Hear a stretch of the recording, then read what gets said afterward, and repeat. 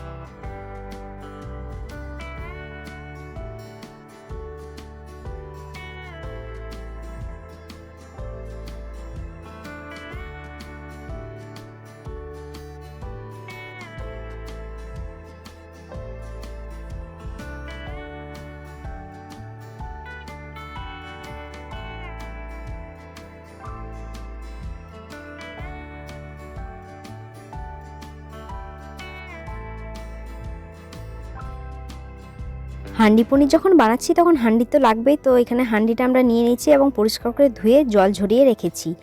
এবার গ্যাসের মধ্যে হাঁডিটা বসিয়ে এর মধ্যে একটু বেশি করে সর্ষের তেল দিয়ে বেশ ভালো করে গরম করে চারিদিকটাই বুলিয়ে নিতে হবে। এরপর এর মধ্যে জিরে, গোটা গরম মশলা, তেজপাতা, শুকনো লঙ্কা ফোড়ন দিয়ে আগে থেকে ম্যারিনেটেড পনিরটা দিয়ে 15 মিনিট মতো স্টিমে রাখতে হবে। এই সময় কিন্তু পরিমাণ মতো চিনি আর লবণটাও দিয়ে নিতে হবে।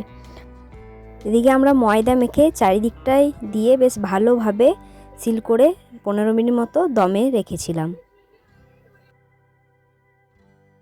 15 মিনিট হয়ে গেছে। এবার দেখার পালা কেমন হলো আমাদের হাঁডি পনির। ঢাকনাটা খোলার সঙ্গে সঙ্গে অসম্ভব সুন্দর একটা গন্ধ বেরোলো, আর দেখতে হয়েছে বেশ সুন্দর, আর খেতেও কিন্তু অসম্ভব সুন্দর হয়েছিল। তো আপনারাও বাড়িতে একবার ট্রাই করে দেখবেন। আর দেখতে পাচ্ছেন কত সুন্দর গ্রেভিটা, কালারটা এসেছে। এখন এডিট করতে বসে আবারও খেতে ইচ্ছা করে গেল। খুব সহজ পদ্ধতিতেই আমি আপনাদেরকে এই পনির হান্ডি রেসিপিটা দেখানোর চেষ্টা করলাম। তো আপনারাও বাড়িতে ট্রাই করবেন। তো এদিকে আমাদের পনির হান্ডি রেডি হয়ে গেছে। এবার সুন্দরভাবে পরিবেশন করুন। আর গরম গরম পোলাও কিংবা রুটি পরোটার সাথে অসম্ভব সুন্দর লাগে এই রেসিপি। ভিডিওটা কেমন লাগলো অবশ্যই কমেন্টে জানাবেন। তাহলে আজকের মতো ভিডিওটা এখানেই শেষ করছি। দেখা হবে আবারও কোনো একটা সুন্দর ভিডিওতে। ততক্ষণের জন্য সবাই ভালো থাকবেন, সুস্থ থাকবেন। তো আজকের মতো টাটা।